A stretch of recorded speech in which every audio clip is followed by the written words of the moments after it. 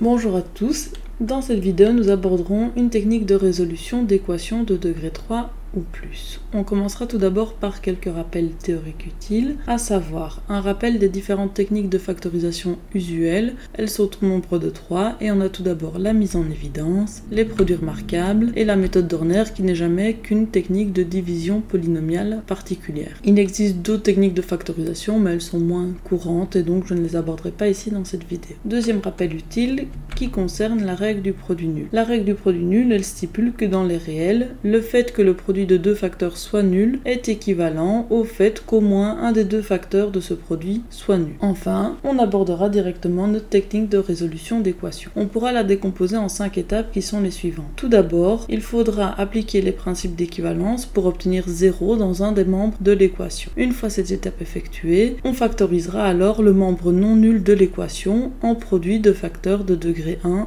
ou de degré 2. Cela nous permettra ensuite d'appliquer la règle du produit nul à l'étape 3, ce qui nous amènera à des équations de degré 1 ou de degré 2 que l'on résoudra avec les techniques adéquates durant l'étape 4. Une fois toutes les équations résolues, on regroupera toutes les solutions obtenues dans un seul ensemble de solutions qui constituera l'ensemble de solutions de notre équation de départ. Voilà pour les éléments utiles de théorie. On peut donc directement aborder 3 exemples concrets. Premier exemple, si l'on essaye de résoudre cette équation, on va du coup devoir soustraire 4 dans les deux membres pour obtenir 0 dans le membre de 3. Une fois cette étape effectuée, on constate que 4 peut se réécrire comme le carré de 2 et que le membre de gauche peut donc être vu comme une différence de 2 carrés, ce qui nous permet de le factoriser à l'aide des produits remarquables. On factorise donc notre expression et en effectuant cette factorisation, on obtient un produit de 2 facteurs de degré 2 que l'on peut simplifier. Le premier facteur x carré plus 4x peut encore se factoriser à l'aide de la mise en évidence, et pour le second, on constate qu'il s'agit d'un produit remarquable que l'on peut réécrire sous la forme x plus 2 au carré. À cette étape-ci, on a factorisé au maximum le membre de gauche et on peut donc appliquer la règle du produit nul. Elle nous donne ici 4 équations, x égale à 0, x plus 4 égale à 0, x plus 2 égale à 0, et encore x plus 2 égale à 0. On constate ici qu'on obtient 2 fois la même équation du fait que le facteur x plus 2 apparaissait à la puissance 2 dans l'expression à l'étape précédente. De ce fait, on constate qu'à chaque fois que l'on aura une puissance dans notre expression factorisée, cela nous amènera à gérer plusieurs fois la même équation, ce qui n'est évidemment pas utile, et donc ici, on pourra se contenter de considérer une seule fois l'équation x plus 2 égale à 0. Du coup, on résout chacune des équations obtenues. Ici, ça va aller assez vite et donc on obtient les 3 solutions, moins 4, moins 2 et 0, ce qui nous donne l'ensemble des solutions de notre équation de départ. On veillera tout de même à éviter les erreurs classiques. Dans ce cas-ci, l'erreur à éviter, c'était de réécrire de prime abord 4 comme le carré de 2, jusque-là mathématiquement c'est correct, et d'ensuite simplifier les carrés. Ceci n'est évidemment pas du tout autorisé, et on constate que si on le fait, on n'obtient que les solutions 0 et moins 4, et on n'obtient plus la solution moins 2.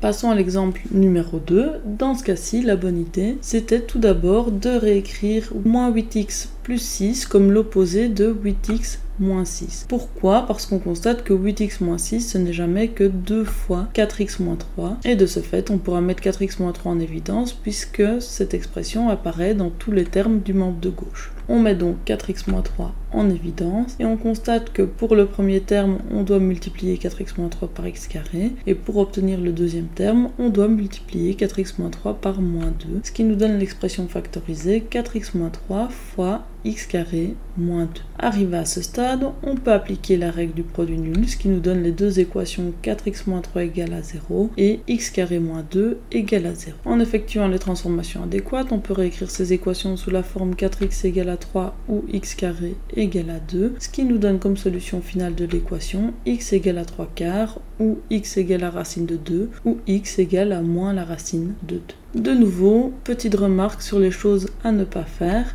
Et dans ce cas-ci, ce qu'il fallait éviter, c'était de distribuer de prime abord le facteur x carré sur le facteur 4x moins 3, car de cette façon, on se retrouve avec un polynôme de degré 3 qu'il n'est pas possible de factoriser avec la méthode Dorner, étant donné qu'il ne possède aucune racine entière. Et donc, on se retrouve à devoir factoriser cette expression avec des techniques non usuelles, telles que la technique des groupements. De toute manière, distribuer, c'est quelque chose à éviter ici, puisque notre objectif c'est de factoriser, et donc a priori, ça a vraiment un effet effet contre-productif. On passera du coup à notre exemple numéro 3. Dans cette équation, de nouveau, on commencera par soustraire 2x-1 à la puissance 4 dans les deux membres. Une fois que c'est fait, on constate qu'on pourra mettre un facteur 2x-1 à la puissance 4 en évidence, mais on va faire ça en détail. Tout d'abord, le facteur 2x-1 à la puissance 4 peut se réécrire comme le produit de 1 avec 2x-1 à la puissance 4. Enfin, le facteur 2x-1 à la puissance 5 peut se réécrire comme le produit de 2x-1 avec le facteur 2x-1 à la puissance 4. Ainsi, en mettant 2x-1 à la puissance 4 en évidence, pour obtenir le premier terme, on doit multiplier 2x-1 à la puissance 4 par 4 fois 2x-1, et pour obtenir le second terme, on doit multiplier 2x-1 à la puissance 4 par moins 1. On va ensuite simplifier la seconde parenthèse en distribuant, et ce qui nous donne finalement l'équation 2x- à la puissance 4 fois 8x-5 est égal à 0. Arrivé à son stade, on peut appliquer la règle du produit nul, et en tenant compte de la remarque que l'on a fait sur les puissances tout à l'heure, on obtient uniquement les deux équations 2x-1 égale à 0 et 8x-5 égale à 0. On résout chacune de ces équations, ce qui nous donne tout d'abord du 2x égale à 1 ou 8x égale à 5, et enfin on obtient comme solution finale x égale à 1/2 ou x égale à 5/8 qui seront les deux solutions de l'équation de départ. De nouveau, dans les choses à éviter ici, évitez de faire une simplification de facteur 2x-1 à la puissance 4, puisque dans ce cas-ci, cela reviendrait à diviser par 2x-1 à la puissance 4. Or, on ne peut effectuer une division dans les deux membres de l'équation que si on est sûr que cette expression est différente de 0, ce qui n'est pas le cas quand x vaut 1/2. Ainsi, si on effectue cette simplification, cela élimine la solution 1/2 qui est pourtant bien une solution de l'équation. Voilà pour les trois exemples détaillés. On notera tout de même que si cette technique a le grand avantage d'être systématique et générale, elle n'est pas nécessairement la plus efficace pour toutes les équations. Donc, dans certains cas de figure, il est plus efficace d'utiliser d'autres techniques spécifiques. Je vous laisse avec quelques exercices ainsi que les solutions de ces derniers. Bon travail à tous!